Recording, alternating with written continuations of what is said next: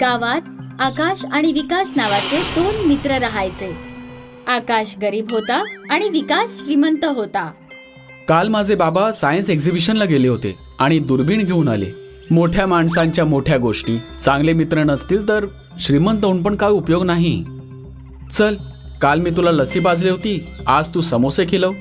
चल बाजारात जाऊया. आकाश आणि विकास बाजारात जातात आणि बघतात की दुकानात खूप गर्दी जमलेली आहे. दोघं मित्र दुकानात जातात. काका, दुकानात एवढी गर्दी का आहे? समोस्याचं नवीन दुकान उघडलंय. असे समोसे आहेत, एकदा खाल पण परत परत खात राहाल. दे पैसे दे, 2 समोसे घेतो आपल्यासाठी. नको, तू फक्त तुझ्यासाठी घे, माझं पोट बरोबर नाहीये. आकाश स्वतःसाठी समोसा विकत घेत असतो तेवढ्यात विकासची समोसा विकणाऱ्यावर नजर पडते. विकास समोसे विकणाऱ्याला थोड्या शंकेच्या नजरेने पाहतो. मोठ्या मुश्किलीने एक समोसा मिळालाय. वाह, काय समोस्याची चव आहे, ह्याच्या अगोदर कधीच खाल्ला नव्हता. एकदा खाऊन बघ, एकदा खाशील तर परत परत घेशील. दुकानाचं नाव बघतो काय आहे, उद्या परत येईन. आकाश दुकानाचं नाव बघतो. दुकानाचं नाव असतं जादुई समोसे. तुला एक गोष्ट जाणवली का? काय? प्रत्येक जण समोसेवाल्याच्या समोसेची तारीफ करतोय.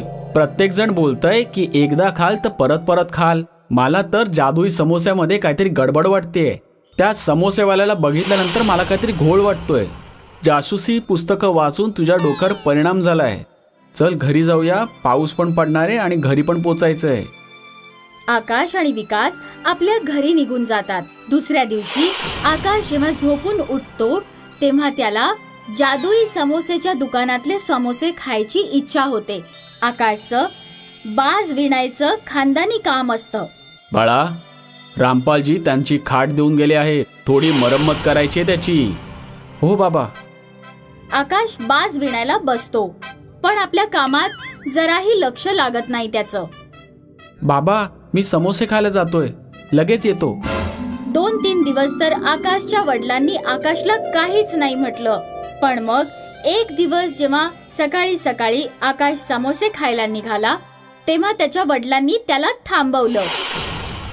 काय दररोज दररोज समोसे खात असतोस? दररोज समोसे खाऊन खाऊन तुझं पोट खराब झालंय. पहिलं तर तू इतके समोसे कधी खाल्ले नव्हतेस. मागच्या 2-3 दिवसात तर तू उच्चांका गाठलायस. आज तू काय जायचं नाही समोसे खायला. पण बाबा, मी समोसे खाल्ल्याशिवाय राहूच शकणार नाही. आकाशच्या वडिलांनी त्याचा हात पकडला तरी सुद्धा आकाश थांबला नाही. अरे मित्रांनो, माझा मुलगा वेड्यासारखा वागतोय, जरा त्याला समजवायला माझी मदत करा. आकाशचे वडील आकाशला पकडतात. वडिलांना एक माणूस पकडतो, त्या माणसाला दुसरा माणूस पकडतो, दुसऱ्याला तिसरा. अशा प्रकारे पूर्ण एक चेन बनून जाते. आकाश आपल्या वडिलांच्या तावडीतून हात सोडवून घेतो आणि मग ती चेन एकदम कोसळून जाते. आकाश त्या दिवशी सुद्धा जाऊन समोसे खातो. दुसऱ्या दिवशी आकाशचे वडील विकासच्या घरी जातात. विकास बाळा, माहिती नाही आकाशला काय झालंय. बाजारात नवीन जादुई समोसे नावाचं दुकान उघडलंय. सारखं सारखं तिथे जाऊन तिकडचेच समोसे खाण्याचं वेड लागलंय. काही चिंता करू नका काका, मी सगळं सांभाळून घेतो. त्या दिवशी जेव्हा जादुई समोसेचा मालक दुकान बंद करून त्याच्या घरी जायला निघाला होता तर विकासने दुर्बिणीने त्याला पाहिलं. विकास दुकानदाराच्या मागावर निघाला. लवकरच गावातल्या सगळ्या लोकांना आपल्या समोसाचं वेड लागेल. मग आता आपण खूप श्रीमंत होणार. गाववाले मूर्ख, त्यांना माहीतच नाही की तुम्ही एक केमिस्ट आहात आणि समोशात नशीला पदार्थ मिसळता आणि मग लोकांना समोस्याची लत लागली आहे आता. हळू बोल, कोणी ऐकलं तर आपण पकडले जाऊ. विकास सगळं बोलणं ऐकून घेतो. दुसऱ्या दिवशी काही गाववाल्यांसोबत विकास जादुई समोसेवाल्याच्या दुकानावर पोहोचतो. काय झालं? तुम्ही सगळे इथे का आलात? हे तुम्हाला आम्ही नंतर सांगतो. काका, पहिले तुम्ही समोसे खा. मुखिया चाचा समोसे खातात. आता माझं अजून समोसे खाण्याचं मन करतंय. खरं खरं सांग, तू तुझ्या समोस्यांमध्ये काय टाकतोस? बटाटे आणि मसाल्याशिवाय मी माझ्या समोस्यात काही टाकत नाही. खरं सांग, नाही तर मी आत्ताच्या आत्ता पोलिसला बोलवीन. पोलिसांचं नाव ऐकताच दुकानाचा मालक घाबरतो आणि सगळं कबूल करून टाकतो. मला माफ करा. माझ्या समोस्याची विक्री वाढवण्यासाठी मी समोस्यामध्ये नशीला पदार्थ टाकत होतो, म्हणजे लोकांना समोस्याची लत लागेल आणि लोक सारखी सारखी येऊन माझ्या दुकानावर समोसे खातील. विकास लगेच पोलिसांना फोन लावतो. पोलीस येऊन केमिस्टला अटक करतात. म्हणून मी तुला नेहमी सांगत असतो की बाहेरच्या गोष्टी कधीच म्हणजे कधीच खायच्या नसतात.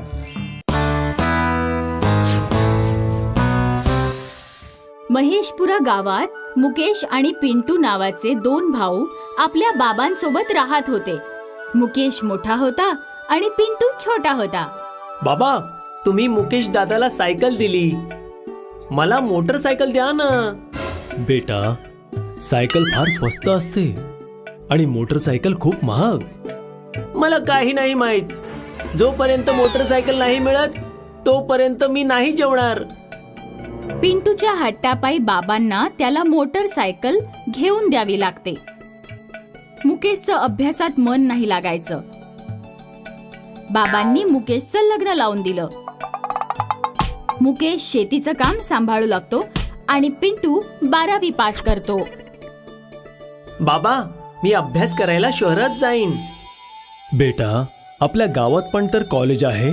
शहरात राहण्यासाठी एक रूम घ्यावी लागेल आणि खाण्यापिण्याचा देखील वेगळा खर्च होणार. बाबा, मला काही नाही माहित. मी शहरात नक्की जाईन. मग बाबांना पिंटूचा हट्ट ऐकावाच लागतो आणि पिंटू अभ्यास करायला शहरात जातो. पण शहराच्या वातावरणात त्याचं अभ्यासावरचं लक्ष उडतं. तो आता मित्रांसोबत बाईकवर मजा मस्ती करायचा. कधी सिनेमाघरात फिल्म बघायला जायचा, तर कधी मित्रांसोबत पार्टी करायचा. 2 वर्ष पिंटूने अशीच मजा मस्ती करून घालवली. एके दिवशी पिंटूला मुकेशचा फोन येतो. पिंटू, बाबांची तब्येत खूप खराब झालीये, तू लवकर घरी ये. मी नाही येऊ शकणार, खूप काम आहे. तूच सगळं सांभाळ ना. मुकेश बेटा, माझी पिंटूला भेटायची खूप इच्छा झालीये. पिंटू घरी नाही येत आणि बाबांचा मृत्यू होतो. एक दिवशी पिंटूचा फोन येतो. मुकेश, तू एवढे कमी पैसे का पाठवतोयस? तुला माहित आहे ना शहरात किती खर्च आहे. पिंटू, माझ्याकडून जेवढे पैसे होत आहेत मी पाठवतो. यावेळी चुकीच्या वेळेला पाऊस पडला, सगळे पीक खराब झालं, घरी काही खायला पण नाहीये. का खोटं बोलतोयस? मी खोटं नाही बोलत आहे पिंटू. पिंटू एका मुलीला घेऊन आपल्या गावी येतो आणि स्वतःच्या घरी पोचतो. अरे पिंटू, अचानक तू एवढ्या दिवसानंतर इथे आलास आणि तू लग्न केलंस हे देखील सांगितलं नाहीस. हो दादा, मी लग्न केलं. मुकेश पिंटूवर विश्वास ठेवून अंगठा लावतो. दादा, हा माझ्या कॉलेजचा एक डॉक्युमेंट आहे, त्याच्यावर तुझा जरा अंगठा लाव. मुकेश पिंटूवर विश्वास ठेवून कागदावर अंगठा लावतो. खूप चांगलं दादा. आता तुम्ही तुमच्या पत्नीला घेऊन इथून निघून जा. या कागदावर इंग्लिशमध्ये सरळ सरळ लिहिलं आहे की तुम्ही तुमचं घरदार, शेती सगळं तुमचा छोटा भाऊ पिंटूच्या नावावर करत आहात. हे तू काय बोलत आहेस पिंटू? आत्ता माझी वेळ चांगली सुरू झालीये. माझा वेळ खाऊ नका आणि तुमच्या पत्नीसोबत बाहेर जा. चल रूपा. बिचारे मुकेश आणि रूपा रोडच्या किनारी एक झोपडी बांधतात. आता आपला खर्च कसा निघेल? तू काळजी करू नकोस. मी जंगलातून लाकूड तोडून आणत जाईन आणि बाजारात विकत जाईन. दुसऱ्या दिवशी मुकेश जंगलात लाकडं तोडायला जातो. दुपारपर्यंत लाकडं तोडून तोडून त्याला तहान लागते. खूप गरमी आहे, माझा तर गळा सुकतोय. मुकेश पाण्याच्या शोधात जंगलात इथे तिथे भटकू लागतो. त्याला एक विहीर दिसते. तो त्या विहिरीत वाकून बघतो. विहिरीत पाणी तर नसतं, पण त्यातून अतिशय छान सुगंध येत असतो. मुकेश विहिरीत उडी मारतो. तिथे एक चंदनाचं झाड असतं. मी ऐकलं आहे की चंदनाचं लाकूड फार महाग असतं. मुकेश चंदनाच्या झाडाची काही लाकडं तोडून बाजारात विकायला जातो. ती लाकडं 50,000ला जातात. मुकेश खूप खुश होऊन घरी जातो. आता मुकेश रोज त्या चंदनाच्या झाडाचं काही लाकूड तोडून विकायला जातो. लवकरच मुकेशचं मोठं घर, शेत आणि ट्रॅक्टर होतं. तिथे पिंटूला शेती करताच नव्हती येत, म्हणून त्याने शेत विकलं. काही दिवसातच त्याचे पैसे पण संपून जातात. पैसे कमावून आण, नाहीतर मी तुला घटस्फोट देईन. मुकेशची श्रीमंत झाल्याची खबर पिंटू पर्यंत पोहोचते. एका रात्री पिंटू लपून मुकेशच्या घरी जातो. मुकेश आणि त्याची पत्नी त्यावेळी जेवत असतात. पिंटू खिडकीतून त्या दोघांचं बोलणं ऐकत असतो. आज आपण जे काही आहोत ते जंगलातल्या त्या चंदनाच्या झाडामुळेच आहोत. जंगलात मला एक बाबा भेटले. त्यांनी मला सांगितलं की ते चंदनाचं झाड मायावी आहे. अच्छा, जंगलात उगवणारं चंदनाचं झाड. पिंटू जंगलात जातो आणि फिरत फिरत त्या विहिरीजवळ पोहोचतो.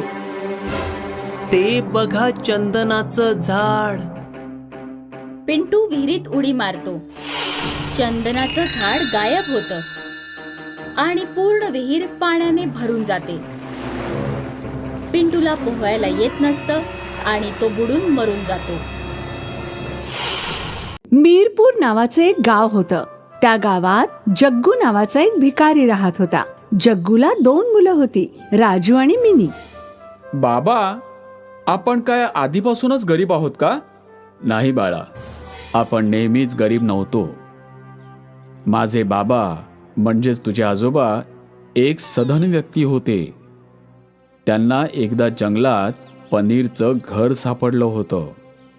त्या घरातून हवं तेवढं पनीर काढलं जाऊ शकत होतं.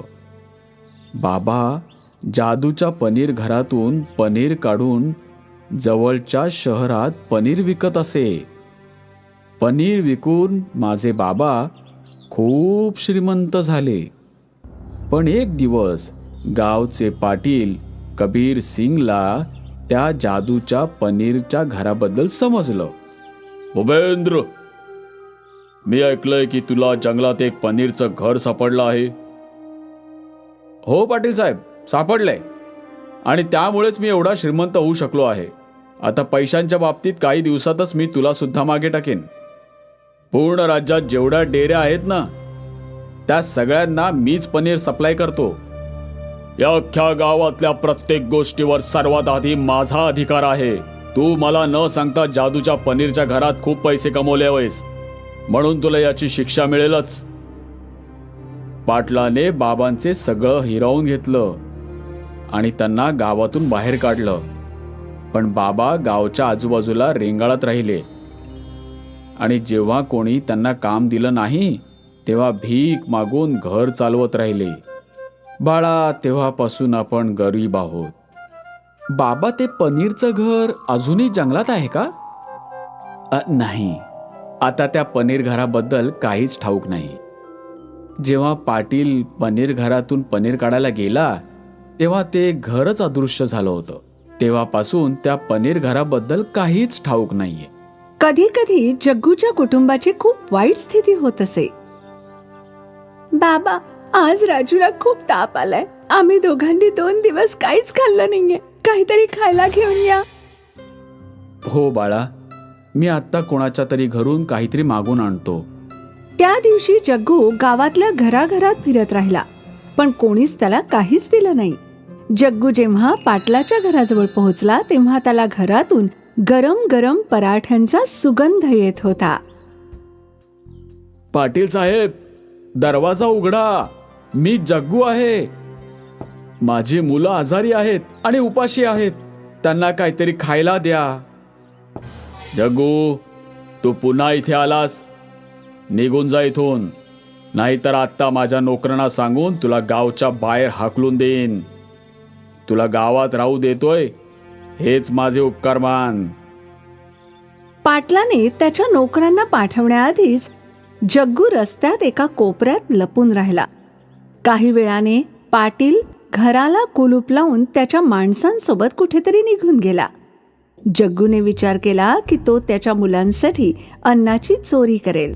भिंतीवरून उडी मारून जग्गू पाटलाच्या घरात घुसला. त्याने 5-6 पराठे चोरले आणि पळून गेला. त्या दिवशी जग्गूच्या कुटुंबाचं पराठ्यांनी पोट भरलं. भर दुपारी जेव्हा अख्ख्या गावात सामसूम होती आणि जग्गू आणि त्याची मुलं झोपली होती, तेव्हा अचानक कोणीतरी जग्गूच्या घराचा दरवाजा तोडून टाकला. जग्गू आणि त्याची मुलं भीतीने थरथरू लागली. दरवाजात पाटील आणि त्याची माणसं हातात लाठ्या घेऊन उभे होते. जग्गू, तुझी हिंमत एवढी वाढली आहे की माझ्या घरात घुसून चोरी केलीस? CCTV कॅमेऱ्यामध्ये मी तुझ्या सगळ्या हालचाली पाहून आलो आहे. नोकरांनो, जग्गूला चांगला चोप द्या आणि या तिघांना गावातून बाहेर फेकून द्या. असं बोलून गावचा पाटील तेथून निघून गेला. पाटलाचे 2ही नोकर जग्गूला लाठ्यांनी मारू लागले. राजू आणि मिनी त्याच्या वडिलांना असा मार खाताना पाहू शकत नव्हते. दोघांनी आपापली बेचकी घेतली आणि त्या 2ही नोकरांच्या बरोबर डोक्यावर बेचकीने दगड मारला. दोघेही आपापले डोके धरून बसले. अरे मारला रे! बाबा चला लवकर पळूया. तिघेही घर सोडून जंगलाकडे पळाले. पाटलाची 2ही माणसं त्यांच्या मागे मागे पळाली. जग्गू, कुठपर्यंत पळशील? तुला आणि तुझ्या मुलांना मी सोडणार नाही.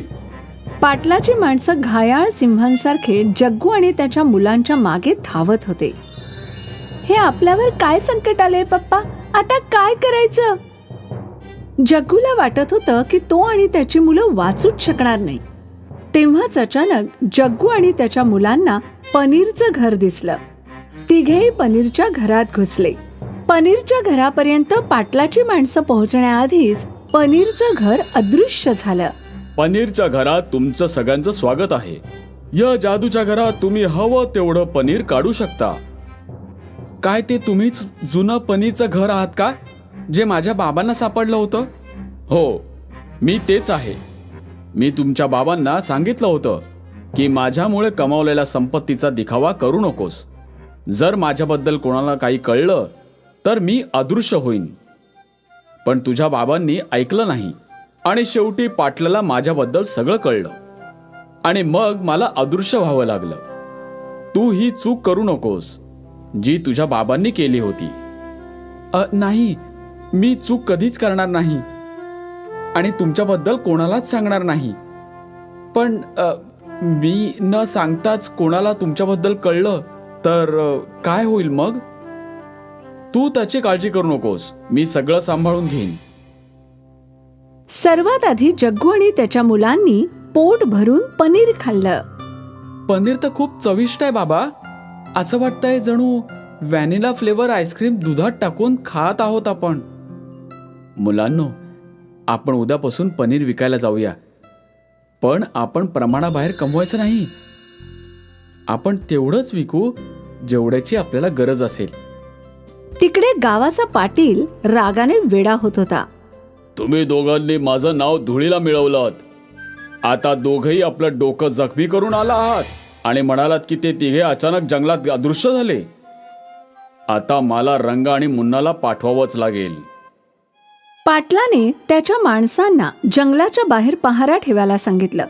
पाटलाच्या माणसांनी पाहिलं की जग्गू, राजू आणि मिनी रोज पनीर घेऊन बाजारात विकायला जातात. त्यांनी ही गोष्ट जाऊन पाटलाला सांगितली. मागल्या वेळी ते पनीर घर कुणास ठाऊक कुठे अदृश्य झालं होतं. या वेळेला मला कोणत्याही परिस्थितीत पाहिजे म्हणजे पाहिजे. दुसऱ्या दिवशी जसं जग्गूचं कुटुंब जंगलातून बाहेर पडलं, पाटलाने त्यांना पकडलं आणि तिघांचे हात बांधून टाकले. आता तुम्ही मुकाटाने मला त्या पनीरच्या घराजवळ घेऊन जायचंय, नाहीतर मी तुमचे असे हाल करेन की तुम्ही स्वतःलाच ओळखू शकणार नाहीत. जग्गू, राजू आणि मिनी पाटलाला अनेक तास फिरवत राहिले, पण पनीरच्या घराजवळ घेऊन गेले नाहीत. जग्गू, खूप वेळ झाला. मला वाटतंय तू मला मूर्ख बनवतायस. नोकरांनो, याच्या मुलांना खोल तलावात फेकून द्या. नाही नाही, नको नको, असं काही करू नका. मी घेऊन जातो. शेवटी जग्गू पाटलाला घेऊन पनीरच्या घराजवळ आला. तर हे आहे पनीरचं घर. नोकरांनो, या लोकांना झाडाला बांधून टाका. आपण पनीर घराच्या आत फिरायला जाऊया. जसे तिघे आत शिरले, ढीगभर पनीर त्यांच्या अंगावर पडलं. पाटील आणि त्याची माणसं पनीरच्या ढिगाखाली दबले गेले.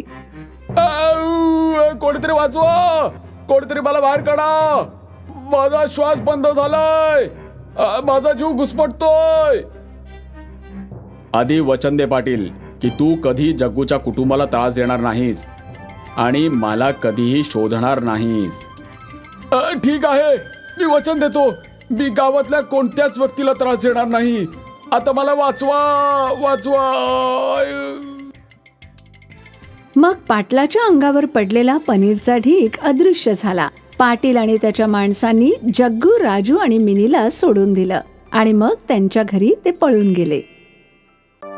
जैसलमेर नगरात टुरिस्ट प्लेस जवळ समीर आपल्या आईसोबत एका झोपडीमध्ये राहत असे. तो आपल्या बाबांच्या निधनानंतर खूपच जास्त गरिबीचं आयुष्य जगत होता. खूप दिवस निघून गेल्यानंतर समीर हळूहळू मोठा होतो आणि त्यानंतर जेव्हा तो 15 वर्षाचा होतो. आई, काय आपल्या जगात कोणीच नाहीये का? नाही कोणी आपल्याला नातेवाईक भेटायला येतात आणि नाही कोणी आपल्याला फोन करतं. बाळा, आहेत ना खूप लोक, परंतु फक्त म्हणायलाच असतात. म्हणतात ना, सुखाच्या वेळी सगळे असतात, परंतु दुःखामध्ये कोणीच साथ देत नाही. आई, माझे सगळे मित्र सांगतात की तुझं या जगात कोणीच नाहीये. तू अनाथ आहेस. नाही बाळा, मी आहे ना तुझ्यासाठी. तू काळजी करू नकोस. आपले दिवस नक्की बदलणार. नंतर ह्या लोकांना तू सुद्धा उत्तर देऊ शकशील. हो आई, बरोबर बोललीस तू. चंपा लोकांच्या घरात काम करून 2 वेळचं खाणं बनवत असे. समीर ह्या गोष्टीमुळे खूपच काळजी करत असायचा. नंतर एका दिवशी तो नदीच्या किनाऱ्याला बसून विचार करत होता. तेव्हा तो होडीचा प्रवास करणाऱ्या लोकांना बघतो. तेव्हा तो हे बघून पैसे कमवायचा विचार करतो. अरे काका, मला पण ही नाव चालवायची आहे आणि पैसे कमवायचे. हा, मग ठीक आहे, नाव घेऊन ये आणि मग चालव. पण काका, ही नाव विकत घेण्यासाठी किती पैसे लागतात? जास्त नाही बाळा, बहुतेक 20,000 रुपये लागतील. विकत घे. काका, हे तर माझ्यासाठी खूपच जास्त आहे. तो मी कुठून आणू एवढे पैसे? तुम्ही माझी मदत कराल का जरा? मला काही दिवसांकरता तुमच्या नावावरतीच काम करू दे. मग मी पैसे जमा करीन आणि स्वतःची नाव घेईन. समीरचं हे बोलणं ऐकून नाववाला विचार करतो, जर मी याला शिकवलं तर माझी विक्री कमी होणार आणि हा तर तरुण मुलगा आहे आणि माझ्यापेक्षा सुद्धा जास्त काम करून जास्त पैसे कमवू शकतो. त्यामुळे माझ्या होडीवरती कोणीच नाही येणार. असा विचार करून तो म्हणतो, अरे बाळा, तू अजून लहान आहेस, नाही चालवता येणार तुला. आणि सर्वात पहिल्यांदा तुला पोहता आला पाहिजे. तोपर्यंत तू दुसरं काहीतरी काम कर, तसे पैसे कमव आणि मग नाव घे. ठीक आहे काका. काकांचं बोलणं ऐकून घरी निघून जातो. नंतर दुसऱ्या दिवशी आपल्या मित्रांना सगळी गोष्टी सांगतो आणि नंतर त्यांना आपल्या घरची परिस्थिती सुद्धा सांगतो. तो आपल्या मित्रांना काहीतरी काम सांगायला सांगतो. तेव्हा त्याचा एक मित्र रुपेश सांगतो, मस्त एक सोपं काम आहे. इथे येणाऱ्या पर्यटकांना इथे आपल्या गावातलं फिरवायचं. हा, काय खरंच सोपं काम आहे? हो, मी खरंच सांगतोय. माझा चुलत भाऊ पण हेच काम करतो. चल, मी तुला त्याच्याशी भेट घालून देतो. तू काम शिकून घे आणि मग कामाला सुरुवात कर. समीर रुपेशच्या मित्राला जाऊन भेटतो आणि नंतर त्याने सांगितलेलं काम शिकतो आणि करायला लागतो. समीर काम करू लागल्यामुळे त्याच्या घरची परिस्थिती सुधारते. त्यानंतर वडिलांची जी टाकाऊ जमीन होती त्यावर ते आई आणि मुलगा मिळून शेती करायला सुरुवात करतात. भाऊ, तुझे खूप खूप आभार की तू मला या कामाला लावलंस, ज्याने माझ्या घरची परिस्थिती बदलते. अरे, मित्र अशा वेळी कामात येणार नाही, नाही तर कधी येणार. धन्यवाद नको बोलूस. बाळा, हे घे. तांदळाच्या पिठाचे समोसे बनले आहेत. खाऊन बघ तरी कसं लागतंय ते. हो काकी, नक्की मी खाणार. रुपेश चंपाने बनवलेले समोसे खातो. समोसा खाऊन तो आपली बोटं चाटायला लागतो आणि नंतर काही वेळा अजून मागून खातो आणि नंतर सांगतो, काकी तुम्ही काय मस्त समोसे बनवले तो.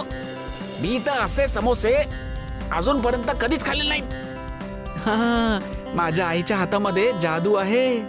काकी ठीक आहे, मी येतो मग आता, पण मला असे समोसे दररोज बनवून पाठवत जा. हा बाळा, नक्की. नंतर दुसऱ्या दिवशी तो जेव्हा आपल्या कामावर जातो तेव्हा तिथे एका टुरिस्टला फिरून फिरून भूक लागते. तेव्हा तो समीरला हॉटेलबद्दल विचारतो. समीर त्याला हॉटेलमध्ये घेऊन जातो. तेव्हा तिथे सगळे तांदळाचे पदार्थ असतात जे त्याला एकदम पसंत येत नाहीत.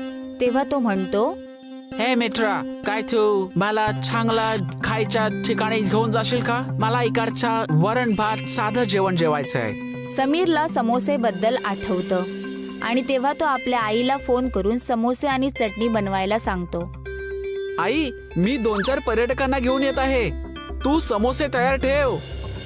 समीरने सांगितल्यामुळे त्याची आई तांदळाच्या पिठाचे समोसे तयार करते आणि त्याला खूप सुंदर पद्धतीने वाढते.